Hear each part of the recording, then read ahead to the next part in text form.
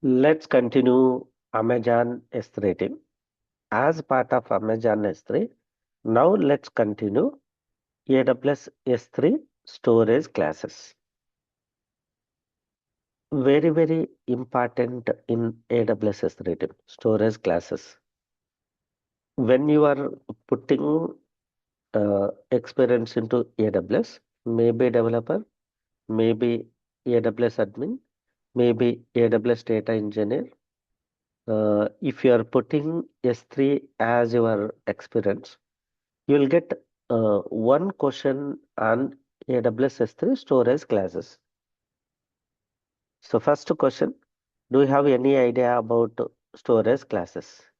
And what is the storage default storage class? These are different storage classes. These are different storage classes. Okay. And in this default storage classes, AWS S3 standard storage class. When we go for the storage classes, your requirement is frequently writing the data, frequently reading the data from your Snowflake. Sorry, your S3. In your S3, you are writing the data, you are reading the data. It is highly recommended to use S3 standard storage class. Second point, you no need to specify explicitly S3 standard class. Whenever you are creating bucket, whenever you are uploading a file, or whenever you are uploading a folder, then default storage class is S3 standard. For this S3 standard, compared to other storage classes, compared to all other storage classes, cost is high, 99.999% available and durable. It never failed. It never failed. Yeah. Next point to take. My requirement is my requirement is I have data like 2020 data, and this is separate folder, and 21 data, this is separate folder, 22 data, separate folder, 23 data, separate folder, 24 data, separate folder, 25 data, separate folder, and 26 is coming. 26 also I am creating separate folder 2026. So my current business required only current year data. Then these data we do not require every time. We may require when it require is when new festival is coming. I'm taking all 6 years data, I'm doing analysis. But everyday operations, end of the day, I'm doing operations, ETL operations, or weekly, I'm doing weekend, I'm doing weekly operations, monthly, I'm doing monthly operations, quarterly, I'm doing quarterly operations, half yearly, I'm doing half year operations, and year end, I'm doing year end operations. For that, I need only current year data. Previous year data is required, not every time. Some important occasions, I'm going to use that one. Otherwise, I do not want that data every time. Occasionally, I want to use that data. So for all these data, I do not want to use standard storage class because compared to other storages, it is high. Then to reduce cost, we have different other storage classes like S3 intelligent tiering, S3 standard IA infrequent access, S3 one zone infrequent access, S3 Glacier, S3 Glacier Deep Archive for reducing cost.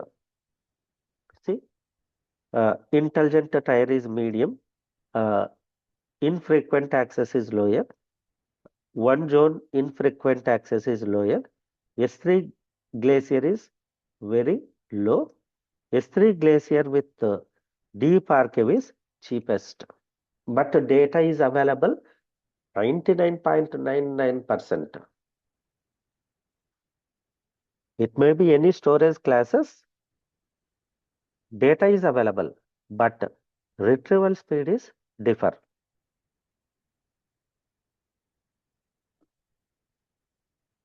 Compared to standard is read write is very faster, little slow, slow, very slow, slow, very slow, very slow. Like this, depends upon the storage classes. But price is low, very low. So most of the time, for regular uses, we go with S3 standard. For occasional uses, we go with S3 Glacier or S3 Glacier with deep archive. To reduce cost. Clear, right? What is the purpose of storage classes? Yeah, let's see it. Let's implement. Let's implement practically.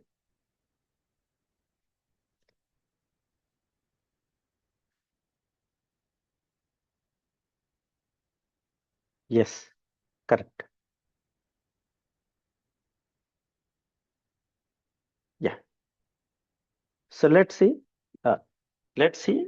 Uh, in this, let's see practically. First, create a S3 bucket. If not created, then upload sample file in S3 bucket. If not uploaded, then check whether it is assigned standard S3 standard class or not. Okay, go to S3, then create a bucket. I am creating bucket Akkem Sreenivas hyphen S3 hyphen demo. Okay, let's uncheck this option. Select I acknowledge, then create a bucket, then go to this bucket, then upload a file, go to datasets, go to S3, upload this file, EMP file, then click on upload, then check whether storage class is assigned to this emp.csv or not.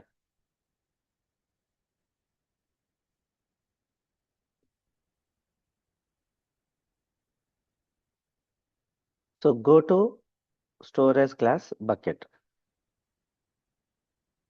So first select here. See, select a file. Go to properties. Here you can see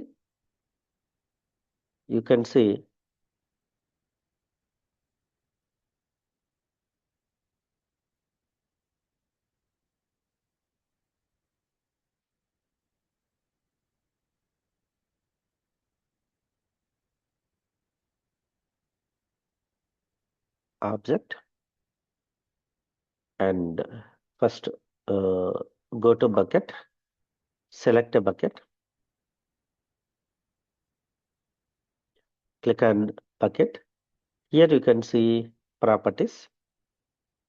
So in this properties you can see versioning, bucket ABC, then default encryption and intelligent trialing and server access logging, event notification, event bridge, some other properties, Okay. So once you select adding upload files. Upload files. Here you can check, uh, select a file, then select a storage class. You can select a file, go to object. Here select a file. You can see here actions. Here actions. You can see edit storage class. Edit storage class. Here by default, what is the storage class for my file? My file is standard storage class. Standard storage class. Then whatever storage class you want, you can select here.